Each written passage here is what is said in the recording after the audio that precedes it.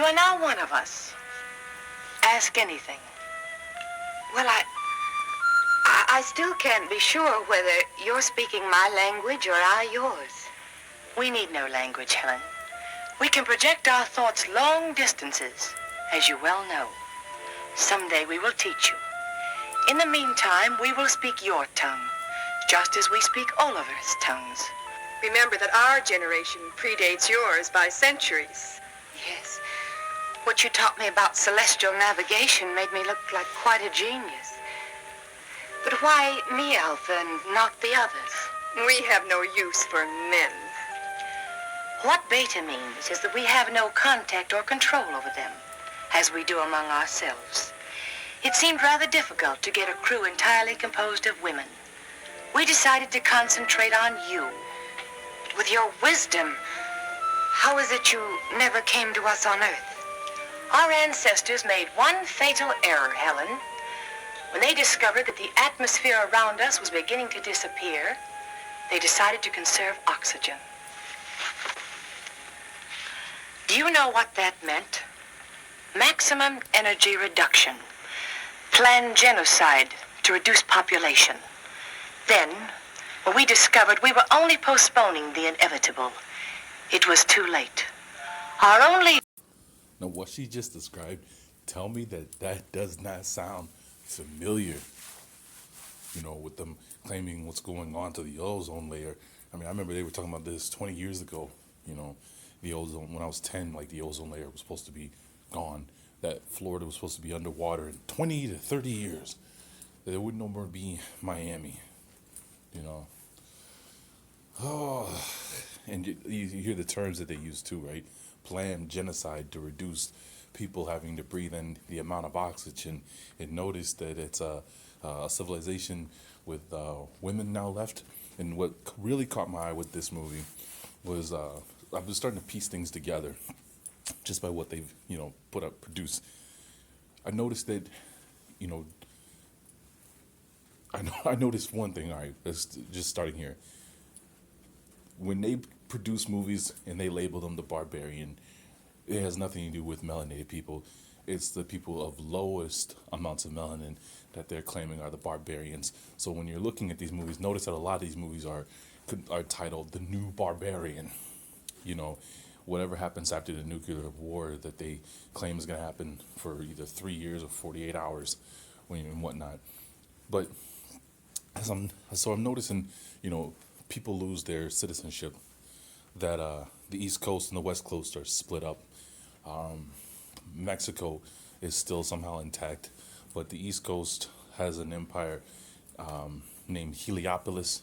No, that's the West Coast. I'm sorry. West Coast has a new capital. It's called Heliopolis, and Atlanta is the capital for the East Coast. Or in some other movies, they don't call it Atlanta, they call it something else. But anyways, I noticed that technology still survives. It's just men and animals don't. Whatever this nuclear blast or whatever blast that they use, because sometimes it's a nuclear bomb, other times it's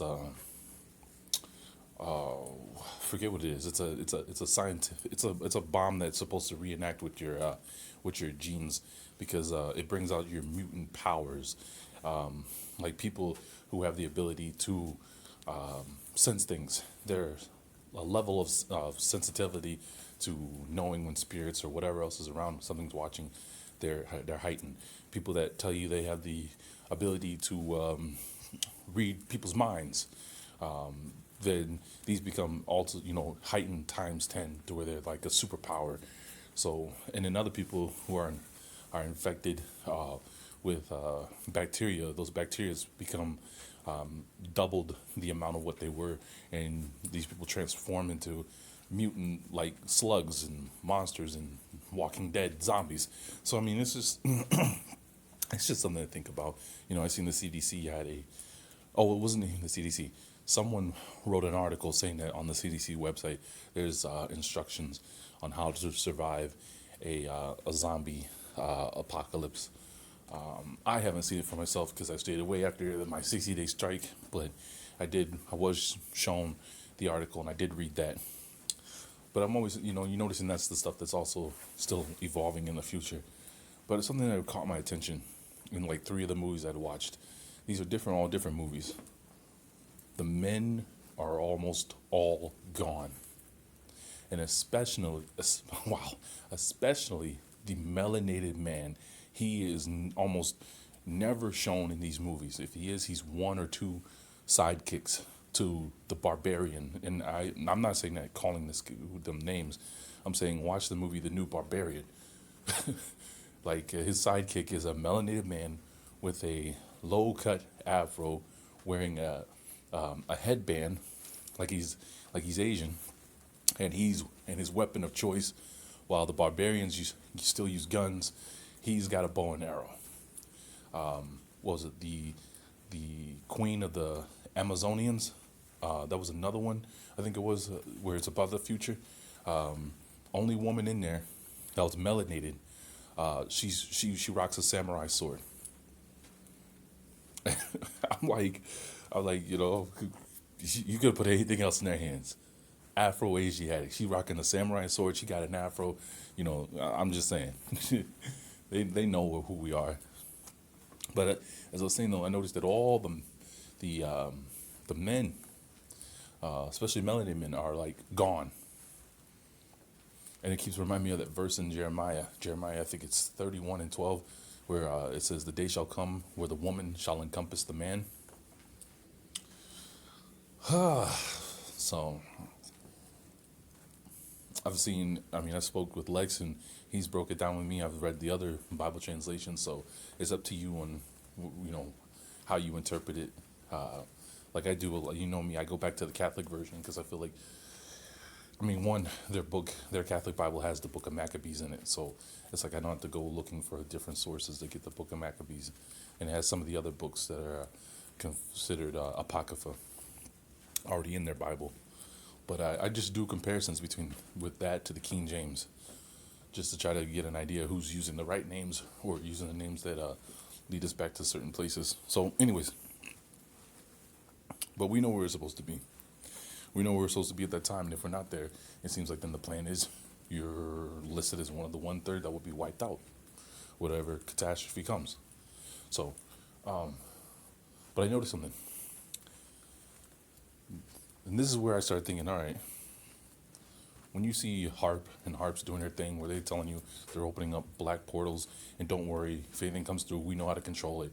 You watch all these movies now that are coming out now, all these Avengers and stuff like that. Go back and watch your old Teenage Mutant Ninja Turtles. The Shredder comes back how? Through a black hole, right? The Avengers things come through the black holes, And I started. That's when I realized when they talk about Lucifer, right? Being not Lucifer. I'm sorry. Wow. I almost messed up. What was it? Is it Abaddon, the angel of the bottomless pit in the Book of Revelations? I realized, okay, a bottomless pit, because I've always tried to imagine what does a bottomless pit look like. It's a wormhole. It's another dimension. It finally made sense. You open up that wormhole, you open up that other dimension, now he can come through.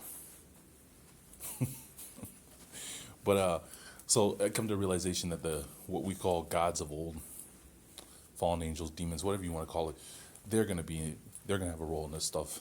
But in like three of the movies I had watched, I started noticing there's this occult-like following of a mother goddess. And one of the movies, they almost make it clear that they think it's mother, or the image that they want you to think is Mother Mary. She's basically leading this rebellion to free women against the oppression of men, but then she ends up being these women's oppressor, without these women really realizing they're being oppressed, because she becomes like this mother goddess-like figure that sends these women out on missions to fight against her enemies. And as they fight, it really becomes clear it's a Caucasian. How would you say this? It's mostly made up of Caucasian women mixed in with other ethnicities that fall for it, but they go around warring against anybody else, basically like Amazonians. And how would you put this?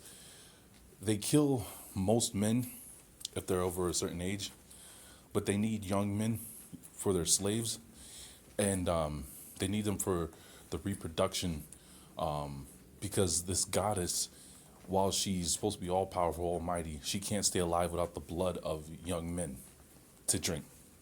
So they produce a young male. It has to be of a certain height, a certain skin color, a certain eye color, all this other stuff. And then they kill it, and she drinks all of its blood so she can gain her power from the very same thing that she doesn't like, men. So as I'm watching this, the fact that this is about cats on the moon, cat women on the moon, and they basically have the same attitude as these things that you see about the future. It just started making me wonder, because I always think about Venus as being this planet that this thing could come from, but never really the moon.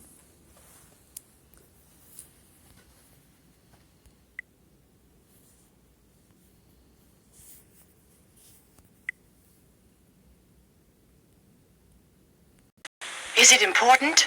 Yes. I think we should take one of the men back with us. Why? Because if we show good faith, they might send more ships. 4 of us will be enough. We will get their women under our power, and soon we will rule the whole world. But I don't want to rule the world. I want to live on it just like the Earth people do. Lambda, we are coming into a new situation. We must bring our culture to Earth. No. She's fallen in love with the radio operator. Is that true? And what if it is? There is no room in your life for love. We will choose your man eugenically. You and Beta will have girl children fit to carry on. The best of the Earth mongrels will be none too good. I won't do it. I love Doug, and you must take him. Threats, my dear? Yes. It just so happens you can't leave without us, and I won't tell you why. Lambda, you will tell me why. You think you can force me? My will is just as strong as yours.